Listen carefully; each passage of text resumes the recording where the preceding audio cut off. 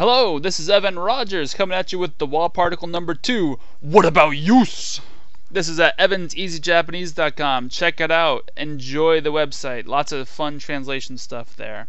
Here we're going to be talking about the Wa particle some more. Before we begin, once again, I told you this in number 1. There's only really one Wa particle, but to understand what it means and how it's used, it's best to break it down into different quote-unquote functions. However, each of these functions are the same function. We're chunking it. Super chunky. We're chunking the Wa particle up, and to aid in comprehension, in order to aid in comprehension, there's only one Wa particle and there's only one function. Each chunk is like a light shining on a statue from a different angle so that we can see what shape it is. Imagine there's a statue in a dark room and you turn on one light and then, you kind of get half of it, but then you shine a light on the other side and then you get more information then from above and below and from the back and everything. Oh, and then all of a sudden you're like, oh, it's a chicken. I don't know. That's what we're doing. We're chunking it. We're shining one light on it at a time in order to aid in understanding of what this Wa particle actually is. It doesn't exist in English. I did this in the last video. To find the word a/un, you're going to find out that it means in all of the universe we're talking about a single whatever noun we're talking about. So a chicken. Out of all the chickens in the universe, we're talking about one of them. Small words have big meanings. Try to explain the word the chicken. Well, apparently what we're talking about a chicken that everyone knows about. So like, I don't know, robot chicken or something like that. If you and me are robot chicken, robot chicken, robot chicken, robot chicken, robot chicken, the chicken is crazy. That's the word the. It explains to us that there might be 19 chickens in the sentence or in the in the conversation, but the previously said one that we know we're talking about right now is the word the. I put lulls here because it's kind of funny to try to translate these words because who's ever actually bothered to do this except for somebody like a linguist or a foreign language student. English doesn't have a Wa particle or anything therein. The Wa particle is a strange particle. The take on expressing ideas in Japanese is a bit different than in English. If you watch the previous video, then you'll know that I kind of went off the board on that. I'll try to keep it under, a million minutes on this video. Alright, what about use is a good translation of the Wa particle in this chunking. The Wa particle is generally translated as the subject of the topic, but really those two words mean the same thing. You're going to hear me call it the topic sentence, or the topic particle, because the subject is a confusing word to use. Like, the subject of my studies is chemistry. The subject of a sentence is my studies. Wait, the subject of my... No, the subject would be the subject in that case, wouldn't it? I study chemistry. What's the subject? Chemistry. Well, you're not wrong. What's the subject of the sentence? Oh, it's I. Do you see what we're talking about? The word subject is too vague to be used for the Wa particle. Topic is a better word for the Wa particle, although that doesn't qualify. It's more than just the topic. It's more than just the topic. It can be the subject. It can be things like that. The Wa particle number 1 and 2. That's because I had it number 1 and 2. The Wa particle in the Wa particle number 1, we discussed that the Wa particle serves the purpose of definitively answering the question, to what does the sentence apply? We also talked about how Wa can't follow a question word. An interrogative is the same word as a question word. This is important for the Wa particle number 2 because we'll see how we can use the Wa particle to make questions. You can have questions with the Wa particle, just that they can't come after question words like when, where, who, what, when, where, why, when, where, blah, blah, blah, blah. What about use?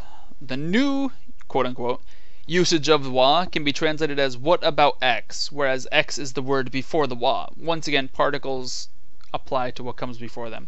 Notice how this is completely the same as number 1, and yet it feels different. Well, of course, what are you talking about applies the same thing as what about X. It's just that they feel completely different, and it's strange to put them together in your brain. What about cheeseburgers? Am I talking about cheeseburgers? Those two things can mean the same thing, and where those two sentences overlap is what the Wa particle sort of is. The Wa particle number 2. Watashi wa cheeseburger ga tabetai desu. Notice here we had a similar sentence in number 1. The subject of the sentence is cheeseburger because it has a ga after it. Tabetai is actually an adjective. It means wants to eat. So cheeseburgers are wants to eat. Notice des means tabe mas means to eat. This is ta be tai. This is des, which means is. So cheeseburgers are wants to eat. What does this sentence apply to? It applies to watashi. Taking the new meaning of wa, we can translate the sentence as regarding me, cheeseburgers are wants to eat. Now let's add anata to the mix. Anata means you, watashi means me, or/I. Watashi wa cheeseburger ga tabetai. That's the exact same sentence we just went through. Regarding me, cheeseburgers. What about regarding me? Cheeseburgers are wants to eat. And then we immediately add anata wa after it. We're saying how's about you, and that's just me joking around. It should be how about you? What about you? Does cheeseburger ga tabetai des also apply to you? Or to what extent does cheeseburgers are wants to eat apply to you, my good sir? That's how Japanese works. Do we see that? That's crazy. We don't talk like that in English. Cheeseburgers are wants to eat. Regarding me, to you, does the same apply? I mean, if somebody talked to you like that, you'd kind of be like, this dude's from Pluto. But this is how Japanese works. Immediately following a previous sentence, a quick question like this is asking for the same information, but this time applied to a different thing. So hey, cheeseburgers are want to eat. Regarding me, the same information, but this time applied to you? It sounds like you're a maniac, doesn't it? It's like, oh my god, I don't want to talk to this person ever again. I don't watch The Big Bang Theory, but I would imagine that this is kind of like how Sheldon would talk. Isn't he an alien or something? I don't even know what the heck I'm talking about. I'm just going to ignore it. Okay, so continuing on the wa particle number 2, continuing on the idea that it's what about this. Cheeseburger wa tabemasu kedo, pizza wa tabemasen. There are 2 wa particles in the sentence. Technically, there's also 2 clauses and there's also 2 verbs. So this isn't one of those crazy sentences where I went on a rampage last time defending me against people who say that you can't have 2 wa. This is 2 separate sentences combined into one. There's 2 clauses. So the first one is cheeseburger wa tabemasu kedo. So tabemasu kedo, tabemasu is I eat, so to speak. We don't know what the subject is, but I eat. An unidentified subject, but most likely the speaker, eats cheeseburgers. What are we talking about this guy eats? We're talking about cheeseburgers he eats. Pizza wa tabemasen. We're talking about what he doesn't eat? Well, we're talking about pizza. How's about pizza? Do you see how it's like, how's about cheeseburgers? I eat them. But, how's about pizza? I don't eat them. So, you heard me using both the wa particle number 1 translation and the wa particle number 2 translation. You can see how they're the same. What about cheeseburgers? I eat them. But, what about pizza? Psh, don't eat them. An unidentified subject, if it was identified, we'd have a ga. But most likely the speaker eats cheeseburgers, but doesn't eat pizza. You can kind of feel the meaning of what about pizza in the sentence. That is, what about pizza? I'm just saying it like a funny guy because I'm totally a comedian. I should totally have a stand-up comedy show or some crap like that. The wa particle number 2 continuing. Kyou wa pizza o tabemasu. Ashita wa. This, once again, clearly is 2 sentences. In fact, there's a big fat old period in the middle. The first sentence is, today is what we're talking about. How about today? How about today? Today is what we're talking about. And then because there's no subject in this after the comma, an unidentified subject, most likely the speaker, will eat pizza. And then the second sentence is ashita wa. What about tomorrow? Will the same information apply? Is what I want to know. Will pizza eating also exist on the morrow, so to speak? Hey, today, we're talking about today. How's about today? Eating pizza. How's about tomorrow? I'm wondering about pizza eating. Really down here, a half decent translation in both of these 2 sentences regarding. The wa particle can generally be translated as regarding. Regarding today, someone will eat pizza. Regarding tomorrow, will pizza be eaten? Continuing on, we have the wa particle number 2 some more. Cheeseburger ga suki desu. Pizza wa? Notice how in the first sentence, cheeseburger is definitely the subject. In Japanese, it's the subject. In English, it's the object. I like cheeseburgers. But we literally translate it to cheeseburgers are liked/enjoyed by some identified thing.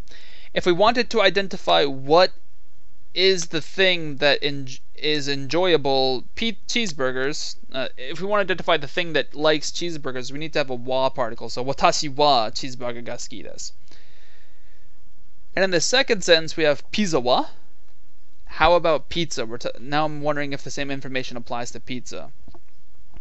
Notice how cheeseburger got the ga particle while pizza got the wa. That's because pizza wa is asking, what about pizzas?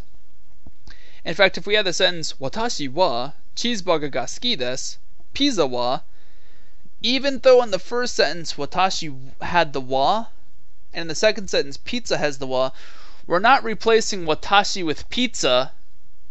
Does pizzas like cheeseburgers? No, we understand that watashi continues on into the next sentence, and that we're contrasting cheeseburgers with pizza. That's just one of these, you have to have a mind thing to do. Notice how cheeseburger got ga while pizza got wa. That's because we're asking about pizzas. Please forgive me. I just made this slide up on the fly to illustrate what I was just trying to explain. Cheeseburger ga suki desu. I just mispronounced the word cheeseburger. Cheeseburger ga suki desu. Pizza wa. Notice there's no. We don't tell the speaker what it is that happens to be enjoying cheeseburgers. If we had pizza wa at the end to the first sentence, we definitely know that the question is, does whoever the subject in English, did they also like pizza? But now let's look at the second sentence. Watashi wa cheeseburger ga suki desu. Pizza wa? This could, in some crazy freaking universe, in this question, pizza wa, this could be replacing watashi. Well, does pizza like cheeseburgers? It more likely would translate to, does watashi also like cheeseburgers? Pizza wa? Hey, me? I like cheeseburgers. Pizza wa? And it's weird that this is watashi. It would have been better if this is anata. Whatever, just deal with it. Because, hey, do I like pizza? You should already know that, you moron. Watashi wa cheeseburger ga... let's change it to anata. Anata, this is not the kanji for anata. Anata wa cheeseburger ga suki desu. You are enjoying cheeseburgers when they exist in front of you. How about pizza? Pizza wa? How about pizza? I mean, in English, we immediately recognize that we're asking, instead of cheeseburgers, how about pizza? But imagine in a crazy universe, well, how about, instead of you, what about the pizzas like cheeseburgers? Maybe an alien has no idea how the food chain works. So we can sort of see that conundrum can exist, but really we should be able to figure out that it doesn't exist. Okay, now in this slide, let's look at how the O particle can be replaced by the wa particle. Cheeseburger o tabemasen deshita ka? Pizza wa? Cheeseburger o tabemasen deshita ka? Pizza wa? You didn't eat cheeseburgers? Well, what about the pizza? I used you as a subject. It's really an unidentified subject. We're probably talking about the listener. They didn't eat a cheeseburger. Pizza wa? Well, how about a pizza? Did the unidentified subject also... did they also not eat a pizza? Then notice how we can use wa for what would normally be a direct object. Oh. Cheeseburger wa tabemasen deshita. Pizza wa? Well, I didn't eat a cheeseburger. He didn't eat a cheeseburger. Did he eat the pizza? Cheeseburger wa tabemasen deshita. Tabemasen deshita. Cheeseburger wa tabemasen deshita. Pizza wa? What about the pizza? Pizza wa? He didn't eat the cheeseburger. He didn't eat the cheeseburger, at least. Did he eat the pizza? Sorry, my brain's farting here. Okay, now the wa particle number 2. Because the wa particle definitively tells us to what does the sentence apply, it can't be used with interrogatives, question words. Dare wa pizza taimasu ka? Literally translated, the sentence translates to how about who will eat pizza? It doesn't make any sense. How about who will eat pizza? No. Doku wa ii desu ka? How about where is nice? What? Is where the name of a location? No, it's not. Is who the name of a person? No, it's not. How about where is nice? No. So hopefully that helps you see why this how about translation of wa illustrates perfectly why we can't use them after interrogatives.